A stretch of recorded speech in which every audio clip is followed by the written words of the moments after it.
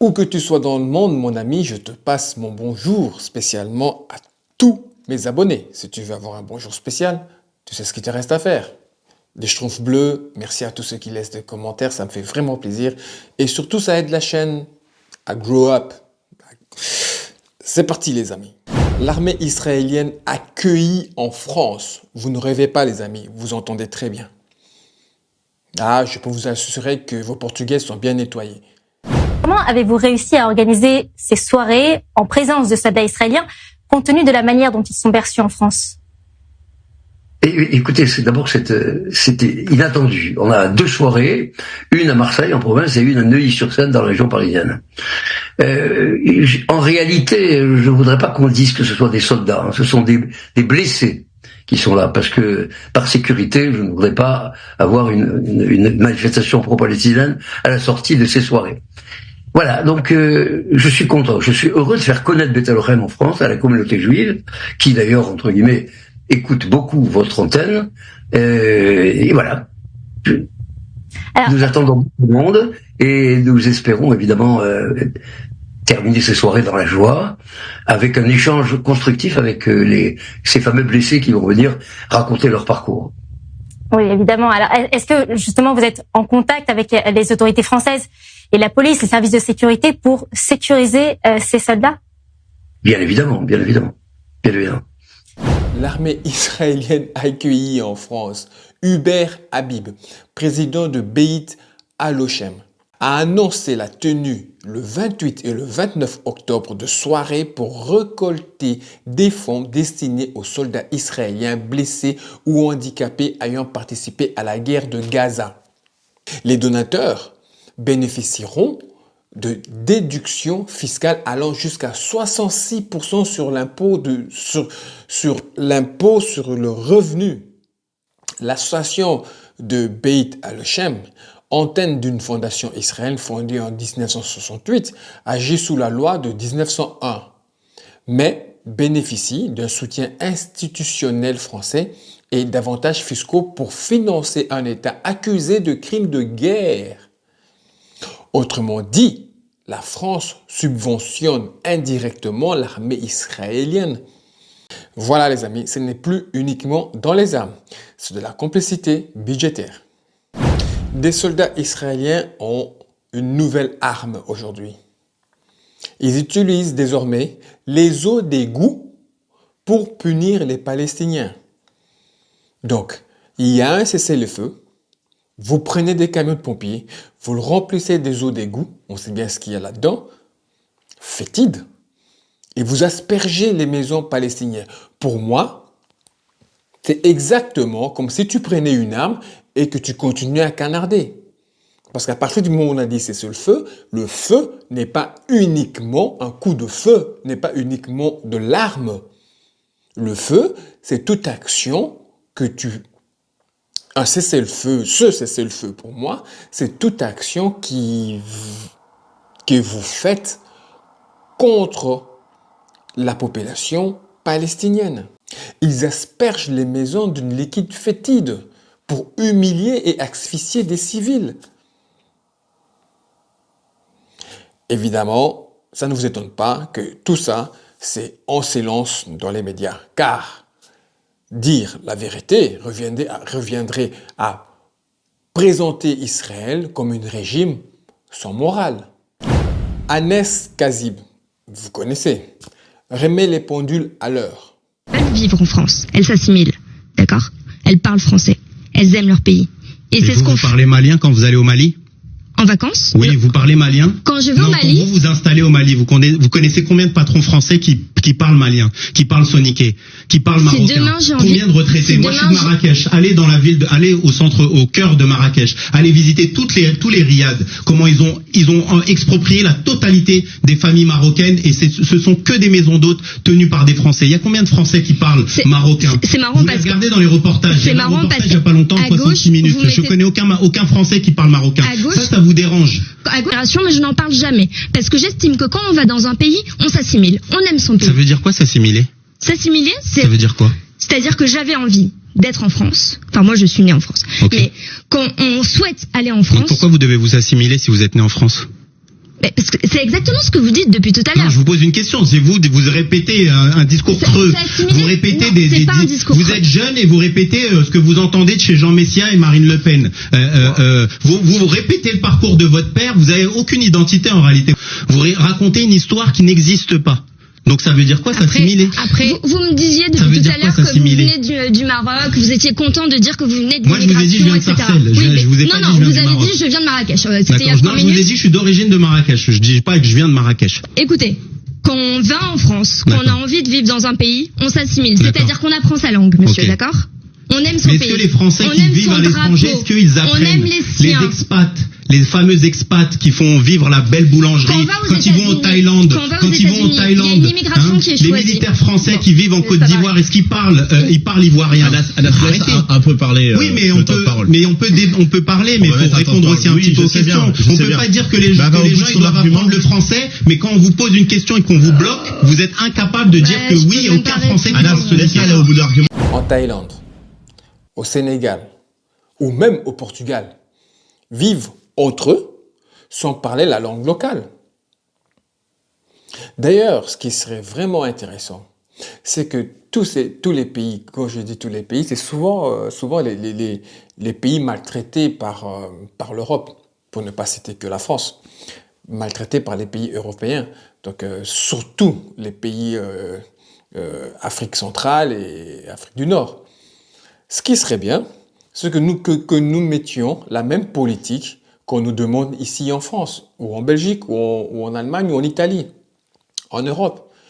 Mais si tu viens pour t'installer à durée indéterminée, tu dois apprendre la langue, la condition sine qua non.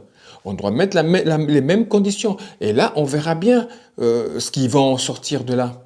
Et là, on verra bien si ces gens-là vont s'intégrer de la même façon dont on nous demande ici. Parce qu'ici, nous, on est quand même assez bien intégrés. Je parle français, peut-être pas correctement, peut-être pas 100%, c'est pas ma langue natale, évidemment, mais je parle français, on me comprend très bien. Quand c'est le Sud qui s'installe, c'est du communautarisme. Quand c'est le Nord, c'est de l'expatriation. Attention, ils ne sont pas immigrés, c'est des expatriés. Anes Kazib, encore lui, parce que j'ai trouvé 2 vidéos à lui que j'ai trouvé vraiment intéressant.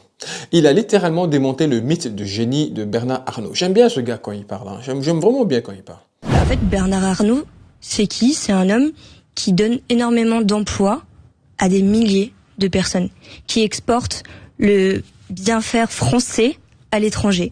Donc moi déjà, je le remercie parce qu'il permet à de nombreuses familles de pouvoir manger. Bernard Arnault, il ne nourrit pas des familles, c'est les familles ouvrières qui le nourrissent, d'accord?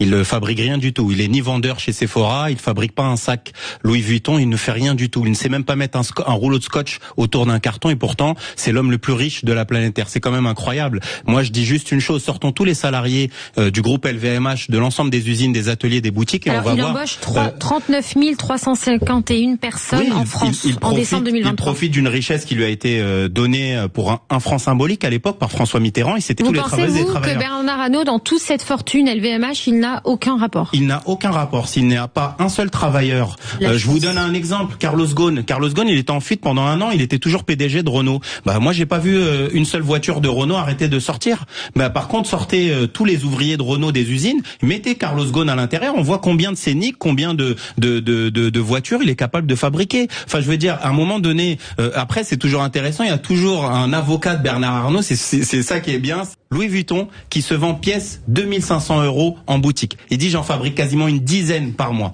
Il dit mon salaire n'est même pas capable d'acheter un seul des sacs que je fabrique. Est-ce que c'est normal pour vous, Emmanuel Brisson, qu'un ouvrier de Louis Vuitton qui fabrique 10 sacs qui vont rapporter 25 000 € à Bernard Arnault, il ne touche même pas 1/10 de ce qu'il produit? Est-ce que c'est normal pour vous, alors que c'est sans lui, sans ses mains, sans son savoir-faire, ce sac-là il n'existe pas en fait. C'est pas Bernard Arnault qui va le fabriquer. Mais ça vous dépasse. Donc vous considérez que c'est normal que des gens qui se réveillent le matin, qui font les 3-8, gagnent un salaire de misère. Par contre, qu'une personne pèse 200 milliards, ça sert à quoi, Emmanuel Brisson, que quelqu'un ait 50 pièces, 200 salles de bain, 300 chiottes et qu'à côté vous ayez des personnes qui sont SDF, qui galèrent, que vous ayez 10 millions de personnes qui vivent sous le seuil de pauvreté? Vous intéresser au drapeau. Mais le drapeau français, le drapeau américain, il remplit le frigo de personne. Et ça, c'est une réalité factuelle.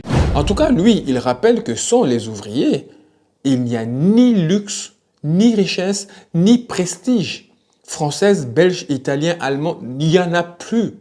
Le 23 octobre, l'Afrique du Sud a refusé de retirer sa plainte contre Israël.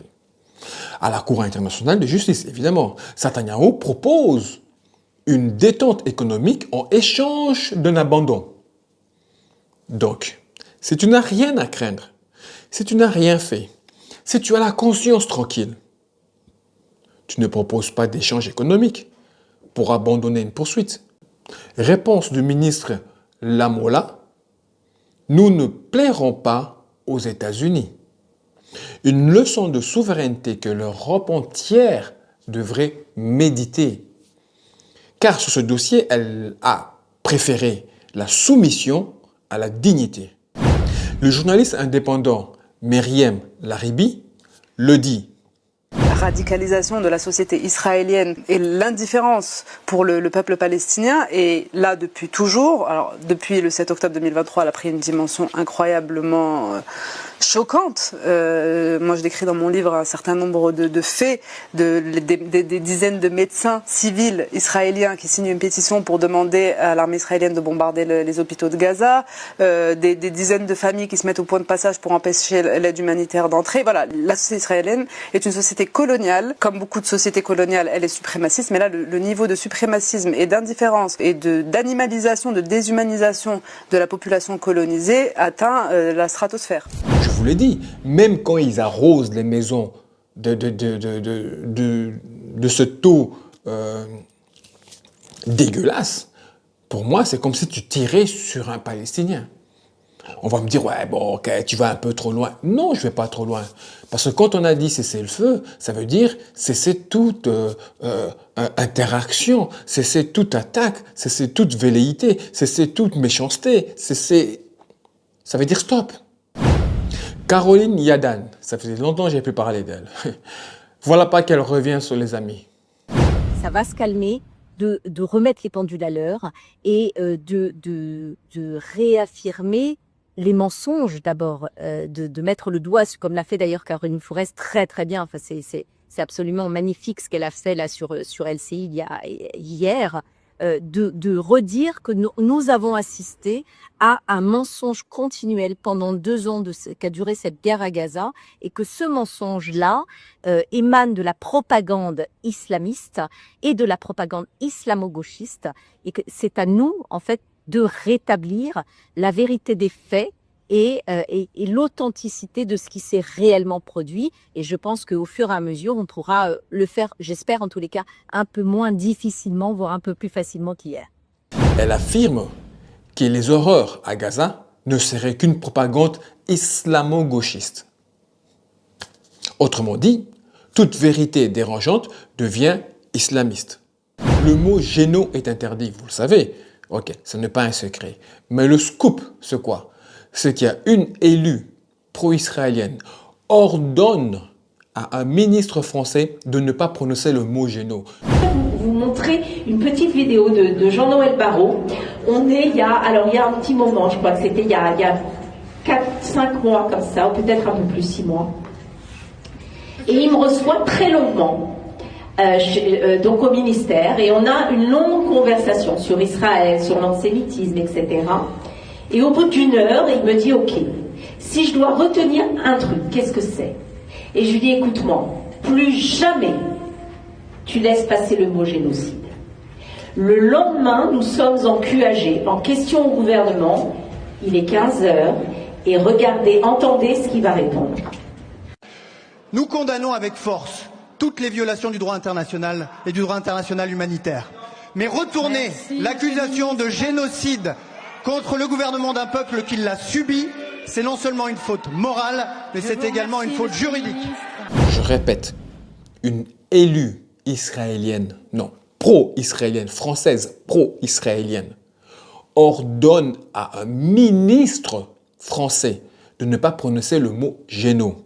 Le lendemain, le ministre s'exécute, très docile, et ose dire retourner l'accusation de génocide contre un peuple qui l'a subi est une faute morale. Non, monsieur le ministre. Non. Le droit international ne reconnaît à personne l'immunité historique. À personne. Avoir été victime ne donne pas le droit de devenir un bourreau. Exemple. Des frères et des sœurs, des victimes de meurtriers, deviendraient à leur tour des bourreaux dans ce cas. Une ironie tragique de l'histoire. Le ministre israélien de patrimoine, Amichai Eliyahu, a déclaré que son gouvernement mène une course contre la montre pour anéantir Gaza, afin d'en faire un territoire entièrement juif. Bon. C'est lourd, hein? C'est déjà le cas. Pas entièrement, mais vous avez déjà pris 50% là. Il ajoute encore, nous n'avons pas à nous occuper de la faim à Gaza. Et toujours aucun mot de grandes chaînes françaises, italiennes, belges, allemandes, anglaises. C'est pas des oublis, c'est une ligne éditoriale imposée. Comment se fait-il que dès lors on attaque Israël, tous les plateaux du monde le montrent, mais quand il y a des ministres, des personnes du gouvernement osent dire ce genre de choses et que ça ne passe sur aucune chaîne? Voilà les amis, j'espère que vous avez apprécié cette vidéo autant que j'ai pris plaisir à la faire. Pour vous, la vidéo est maintenant terminée. Eh oui, je commence et je termine. Mais la discussion continue dans les commentaires. Laissez des schtroumpfs bleus, des commentaires. Abonnez-vous pour soutenir la chaîne. Vous savez que c'est important pour arnaquer ce foutu algorithme qui... c'est difficile, hein? On se retrouve d'ici quelques jours en attendant. Paix sur vous.